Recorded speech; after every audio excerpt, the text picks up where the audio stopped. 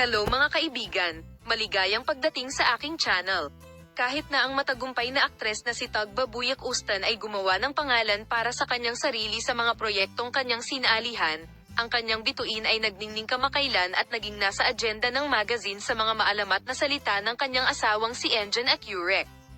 Ang mapanindigang pahayag ni Enjan Accurek, "Hindi kita kailangan para maging matagumpay," ay nakatanggap ng malawak na coverage sa social media at sa mundo ng magazine. Ang pinakahihintay na pagpupulong ay naganap kamakailan sa isang sikat na restoran sa Istanbul na si Tuba Buyak Ustan ay nagniningning sa pulong na inorganisa upang ipagdiwang ang kanyang propesyonal na pag-unlad at gumugol ng isang masayang gabi kasama ang kanyang mga malalapit na kaibigan.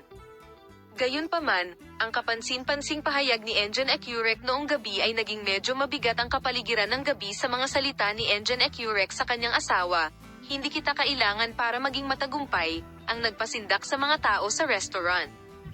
Pagkatapos ng mga salita, namayani ang katahimikan at ang mga mata ng lahat ay napalingon kay Tagba Buyak Ustan.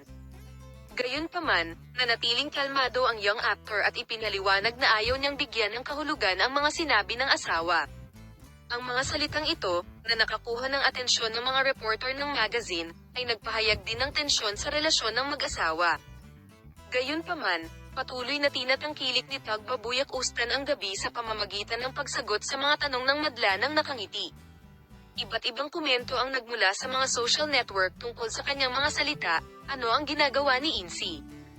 Habang ang ilan ay nag-iisip na ang pahayag na ito ng aking artichoke heart ay walang iba kundi ang tiyak sa buhay ng negosyo, ang iba ay nagsasabing ito ay tumutukoy sa tensyon sa pagitan ng mag-asawa ayon sa impormasyong natanggap mula sa mga taong malapit sa mag-asawa. Sinabi na wala malubhang problema sa pagitan ng mag-asawa at ang mga salitang ito ay para lamang sa mga layunin ng pagpapatawa kasunod ng pangyayaring ito. Ang mag-asawa ay nagpost sa kanilang mga social media account. Ang inaabangang mga pag-unlad sa relasyon ng mag-asawa ay malapit na sinusundan ng mga tagahanga. Nang siya ay lumapag, ang mga salita ni Tagba Buyak Ustan na hindi niya kailangang maging matagumpay ay lumikha ng malaking kasabikan sa mundo ng magazine. Ipapakita ko sa iyo ang mga pag-unlad sa paksa. Palem, may bago, see you there.